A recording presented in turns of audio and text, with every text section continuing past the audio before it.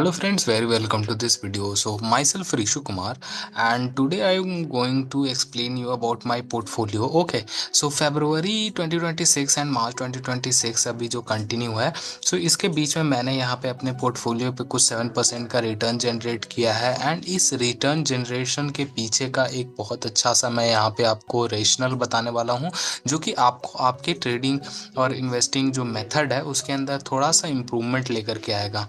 मैं यहाँ पे एक्सप्लेन करूंगा इस एक्सेल शीट को जो मैं यहाँ पे ट्रैक करता हूँ, अपने बिहेवियर को ट्रैक करने के लिए मेंटेन करता हूँ। सो इसके बारे में मैं यहाँ पे कुछ आपको शेयर करूंगा, पूरे डिटेल बताऊंगा किस तरीके से मैं यहाँ पे पोजीशंस को लेता हूँ एंड इस पर्टिकुलर कॉलम को मैं यहाँ पे येलो कलर में क्यों हाईलाइट कर रखा हूँ। तो पोजीशन साइजिंग, तो इन चीज़ों को हम लोग आज इस वीडियो में देखेंगे एंड आपको सारी चीज़ें इन डेप्थ में बताएंगे। सो देखो, फरवरी मंथ एंड मार्च मंथ के अंदर मैंने जो ट्रेडिंग स्टार्ट किया था, इसमें मैंने बहुत सारे स्क्रिप्ट्स के अंदर ट्रेड किए थे। ये मेरा है ना लेजर है 2 मंथ्स का। सो एंजल वन में मैंने ट्रेड किया था अपने डीमेट अकाउंट के अंदर।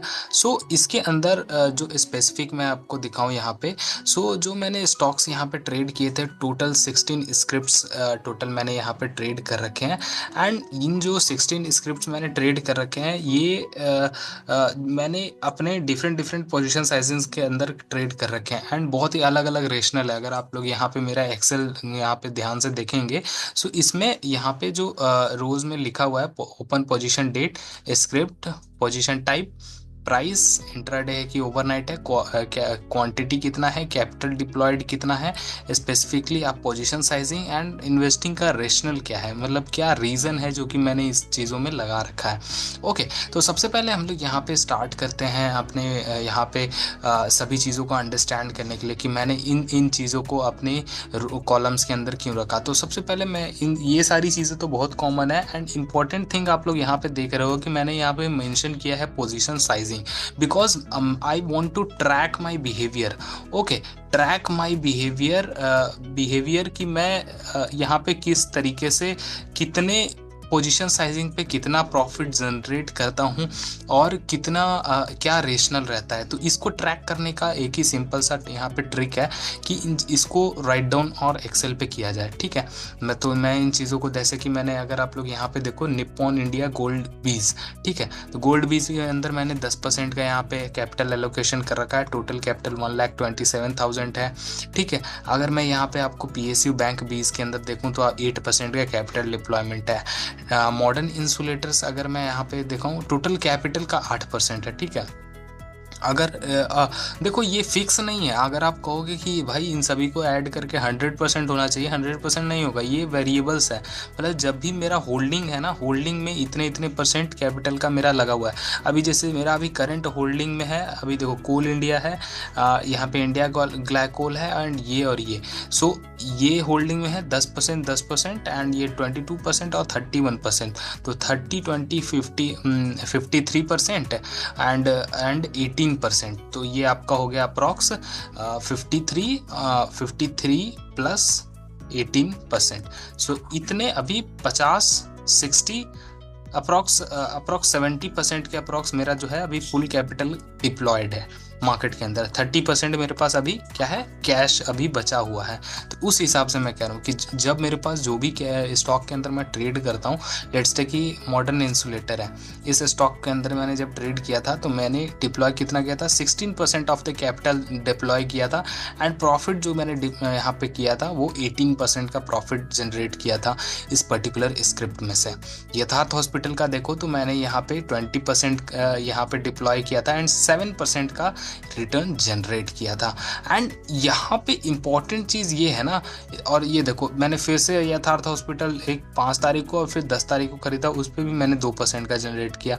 तो देखो बेसिकली मेरा कहने का ये मतलब है कि आप जो भी करो, कोई सा भी आपका मेथड रहे, उसको राइट डाउन करो, उसको डॉक्यूमेंट करो, बिकॉज ये जो जर्नलिंग है, ये जर्नलिंग आपको हेल्प करता है डिसीजन मेकिंग पे। Okay, decision making is the most important process. अगर आपका देखो डिसीजन किसी चीज़ में गलत हो रहा है एंड उसको आपको ट्रैक करने के लिए प्रीवियस डेटा नहीं है, सो आप उसमें इम्प्रूवमेंट कैसे करोगे। ठीक है, इम्प्रूवमेंट करने के लिए आपको यहाँ पे प्रीवियस डेटा का पूरा रेट डाउन होना चाहिए। तो अब देखो मेरे पास ये सारा डेटा है, अब देखो जैसे कि मैंने यहाँ पे होल्डिंग में, अगर आप लोग यहाँ पे देखोगे कि कभी भी मैंने है ना 20% 25% से ज़्यादा किसी भी चीज़ में डिप्लॉय ही नहीं किया हूँ। एंड आप देखो कि जिसमें मैंने सबसे ज़्यादा कम मैंने डिप्लॉय किया हूँ ना, उसमें सबसे ज़्यादा हाईएस्ट प्रॉफिट है। एंड जिसके अंदर मैंने मैक्सिमम किया है, अगर उसमें मेरे को लॉस हो रहा है, सो इससे मैं ट्रैक कर सकता हूँ कि हाँ भाई क्या मेरा गलती हो रहा है, मैं अपने मिस्टेक्स को यहाँ पे इम्प्रूव कर सकता हूँ। तो इन सभी चीज़ को ट्रैक करने के लिए ये इंपॉर्टेंट है अपने एक्सेल शीट को मेंटेन करना, ठीक है। दो पोर्टफोलियो है, मैं इसको नहीं शेयर करूंगा अभी, ये मैं अभी करंटली शेयर कर रहा हूँ, ठीक है। ये भी मैं शेयर करूंगा कुछ दिनों बाद, ये भी शेयर करूंगा। गुड गेन्स, इसमें भी बहुत अच्छे गेन चल रहे हैं, ठीक है। तो हर चीज़ पब्लिक करना इंपॉर्टेंट नहीं है। तो देखो इसमें 1,27,000 डिप्लॉयड कैपिटल है, 7% मैंने यहाँ पे गेन किया है। एंड रुपीज़ टर्म में 9,124। अब ये बहुत ही ज़्यादा अच्छा क्यों है, मैं इसको बहुत ही अच्छा कह रहा हूँ। 7% is the very good thing. अब ये अच्छा क्यों है, देखो सबसे फर्स्ट थिंग, अभी जो यहाँ पे मार्केट कंडीशन है टोटल अनसर्टेन मार्केट कंडीशन चल रहा है। अनसर्टेन यानी कि सबसे पहले अनसर्टेनिटी में यहाँ पे क्या है, वॉर चल रहा है। एक वॉर नहीं चल रहा है, यहाँ पे चल रहा है रशिया यूक्रेन, ठीक है। उसके बाद इज़राइल ईरान, ठीक है। यूएसए, यहाँ पे यूएसए का भी वॉर चल रहा है, यूएसए ने बहुत सारे कंट्रीज को टेक डाउन भी कर लिया है। तो टोटल जो वर्ल्ड है ना वो पूरा केओस हो रखा है, ओके। केओस, इस पूरे केओस के बीच में मैंने 7% का जनरेट किया, it's a very good thing यार, ठीक है। अब यहाँ पे मैं यहाँ पे आपको क्या कहूँगा, stock selection is the very best thing, मतलब one of the most important thing. मैंने कौन कौन से सेक्टर्स को सिलेक्ट किया, फर्स्ट हॉस्पिटल सेक्टर को आप देखोगे कि मैंने बहुत ही अच्छी तरीके से सेलेक्ट करके ट्रेड किया हूँ। यथार्थ हॉस्पिटल हो गया, मैक्स हेल्थ केयर हो गया, अपोलो हॉस्पिटल हो गया, तो हॉस्पिटल सेक्टर मैंने ट्रेड किया। मॉडर्न इंसुलेटर एक स्टॉक बेस्ड सिलेक्शन था पर्टिकुलर, ये कोई सेक्टर नहीं है। तो मॉडर्न इंसुलेटर क्या है, आप बहुत ही छोटा सा चीज़ है, ठीक है। कंपनी सिरामिक इंसुलेटर बनाती है, आई थिंक आप लोगों ने देखा भी नहीं होगा, है ना। कभी इंपॉर्टेंट होगा तो मैं बताऊंगा आपको इस कंपनी के बारे में। मैं अभी इसको करंटली ट्रैक कर रहा हूँ, थोड़ा स्टडी भी कर रहा हूँ। इंडस टावर थोड़ा सा मोनोपोली है, टेक्निकल है, इस वजह से मैंने टेक्निकल ब्रेकआउट पे भी ट्रेड लिया था। यथार्थ, यूनियन बैंक हो गया, union bank pure fundamental basis पे मैंने ट्रेड लिया था। प्लस में पीएसयू बैंक इंडेक्स भी ब्रेकआउट हो रहा था, इसी वजह से मैंने पीएसयू बैंक इंडेक्स भी खरीदा था एंड पीएसयू बैंक भी खरीदा, यूनियन बैंक भी खरीदा था। कितना गेन हुआ, अप्रॉक्स 4% का गेन हुआ, ठीक है, 1200 का, और ज़्यादा भी हो सकता था, मैंने बहुत अर्ली एग्जिट कर लिया था। आईडीबीआई बैड पिक, ठीक है, bad entry due to bad, यहाँ पे गवर्नमेंट इसमें स्टेक सेल कर रही थी, सो उसके अकॉर्डिंग मार्केट इसमें ब्रेकआउट हो रहा था, बट ब्रेकआउट फेल हो गया, मार्केट गिर गया, तो मैंने 4% बुक कर लिया। अब देखो यहीं पे सीखने की चीज़ है, अगर आपका कोई स्टडी गलत जाता है, जैसे कि मेरा यहाँ पे आईडीबीआई बैंक के अंदर स्टडी गलत गया, तो आप देखो 4% का मेरे को लॉस हुआ। अब आप सोचो कि 127, इसका 4% कितना होगा। अगर मैं 1,27,000 का 4% करूं तो कितना होगा। अब मैंने उस पर डिप्लॉय किया है सिर्फ और सिर्फ 20% कैपिटल, यानी कि टोटल कैपिटल का सिर्फ और सिर्फ मैंने 20% डाला है और उस पर सिर्फ 4% का गेन हुआ है। तो हार्डली मेरे को 1% का भी यहाँ पे जो है टोटल कैपिटल पे इम्पैक्ट नहीं आया, ठीक है। तो 1% से भी कम इम्पैक्ट आया मेरे टोटल कैपिटल पे 1,000 का, ठीक है। तो इसको कहते हैं एक पोजीशन साइजिंग का एडवांटेज, कि अगर आपका पोजीशन गलत चला जाता है, 3-4% का लॉस भी होता है किसी पोजीशन में, तो आप उसको इजीली मेकअप कर सकते हो, ठीक है। ओके, सो ये एक एडवांटेज है जो कि मैं यहाँ पे आपको कहूँगा कि आप भी इस तरीके का एक एक्सेल बनाओ। अगर आपको चाहिए ये एक्सेल, आप बिल्कुल कमेंट सेक्शन में कमेंट करो एक्सेल, ओके।